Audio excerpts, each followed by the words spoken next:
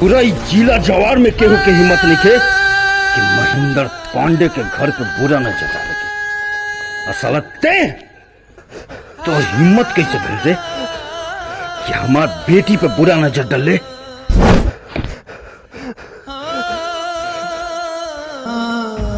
तोहरा औकात का बारे? मैं औकात के का बात मालिक, हम तो प्यार कर ले रहे। बोले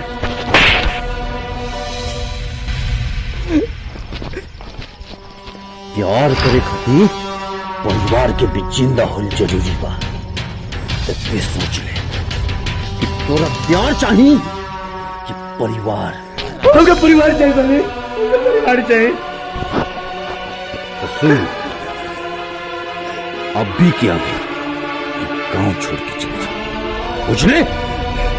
चल जाओ।